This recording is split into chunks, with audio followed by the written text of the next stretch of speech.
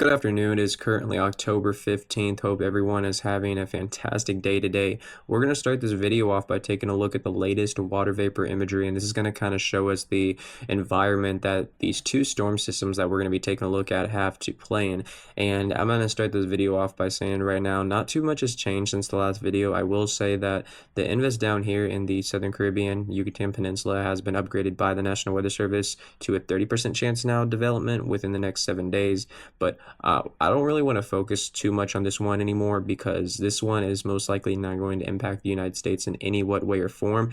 If any system out here has any chance of even getting close to the United States, it's going to be Invest 94L, the one way out here. Last night we did have some decent convective banding trying to get going around that center of circulation, but it's just there's too much Sahara dust, too much dry air, and it just keeps choking the system out. So once this system does get past the Leeward Islands and north of Puerto Rico, I think it's going to definitely have a run and be in a better environment for development. But until then, I think it's definitely going to continue to struggle here.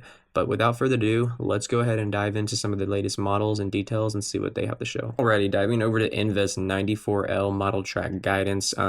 Not too much has changed on the model track guidance. If anything, they've actually shifted a lot more north now. So we're starting to get a tighter agreement saying, hey, most likely the center of circulation is going to go most likely north of the Leeward Islands, probably barely graze Puerto Rico, and most likely come down into the DR. There's at this point, there's two ways this storm can go. All right, we've got some high pressure over here spinning clockwise this way. There's a chance that it could grab this storm, fling it out into the Atlantic, and just get absolutely ripped apart. Most of the time, that's what happens.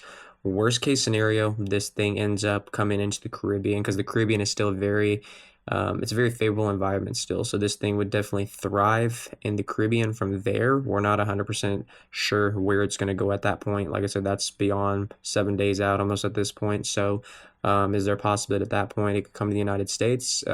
Sure, there's definitely that possibility, but there's a lot of kinematics and a lot of variables that go into play this far out, and we just can't, there's no way to be able to tell. So like I said, I'll continue to keep you up to date with the latest track and the latest guidance. Now let's jump over to some of the actual model trends. Alrighty, jumping over to the latest 12Z October 15th GFS model run.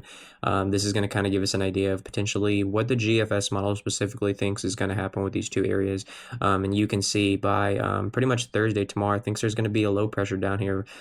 And this has trended downward extremely in the GFS at this point.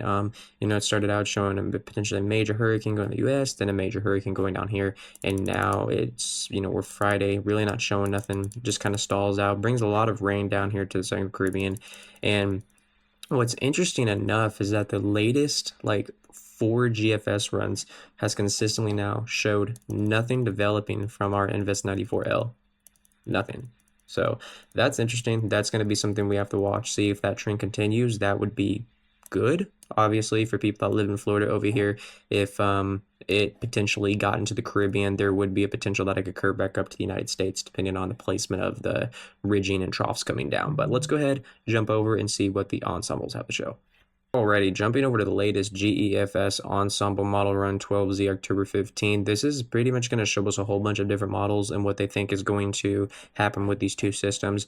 You can see right down here by tomorrow, a whole bunch of models starting to fire up down here, indicating the potential low pressure forming down here. Nothing crazy, no tropical storm, no hurricane, and then just kind of diminishes out. And then you'll notice over here for our 94L, really nothing. I mean, you've got something coming off the coast of Africa. I think that's a different system, but like really nothing. I mean, this is definitely strange to see because, I mean, it wasn't even a day or two ago these things were going absolutely ballistic. So like I said, it's something that we're going to have to watch and see. I mean, we can even go on different model runs. Let's switch over to the icon model here and see what the icon has to show. So the icon model, yeah, pretty much same thing. Doesn't even have anything. Okay, so it's got a low pressure, but takes it. Okay, the icon model actually tries to take it down here to the DR, almost shoots the gap between Cuba down there. Huh, that's interesting. Okay, well, like I said, a lot of models are pretty much pointing to absolutely nothing forming down here at this point, and if it does, a very low end low tropical depression. But this is what I was talking about beforehand, like exactly what the icon model is showing. If something manages to get down here in the Caribbean, I think it will definitely be seductive for development.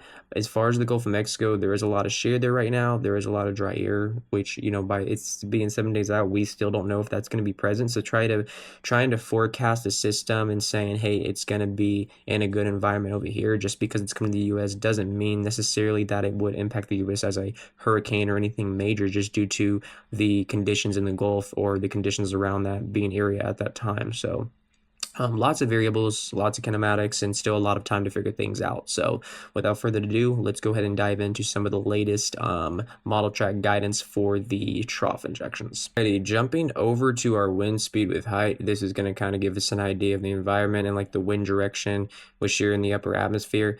And as we play this in time, going into Friday and Saturday, you can see a big ridge is going to set up in the northeast, and we're going to have that classic bowling ball trough coming down in the western United States, which is most likely, at least for one day, going to fire up some type of severe weather over the plains here from potentially Nebraska down to Kansas, Oklahoma, and the Panhandle of Texas. It's still far out to be able to nail down any specifics, obviously, what the main mode is going to be driven by here, but definitely a chance of severe weather most likely going into Monday and Tuesday, maybe potentially Sunday, maybe into this weekend, but it depends on how fast this thing can eject into the Central Plains. So that's something that we're going to continue monitoring. It's something that we're going to continue to watch because, as we all know, this time of year, once we start getting these gradients and temperature differences and conversions, we definitely start seeing a lot more severe weather again. And then we'll also switch back to our original plains severe weather events come, you know, April, May, in the springtime. Alrighty, taking a look at our 500 millibar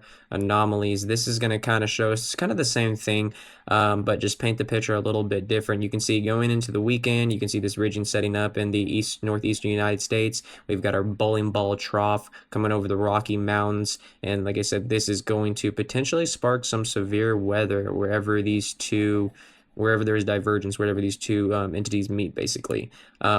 Like I said, there's still a lot, uncertainty. There's still a lot to figure out, but I think going forward, we're going to start seeing this a lot more. We're going to start seeing these bowling ball troughs come down, especially as we go, like I said, into the springtime again in April and May, which is obviously months and months away. But that's pretty much going to wrap it up for today's video, guys. Short video, not too much has changed and not too much other stuff to go over, but I appreciate y'all watching. If y'all liked the video, definitely watch it. Sorry if I'm a little bit sluggish today. Long night last night.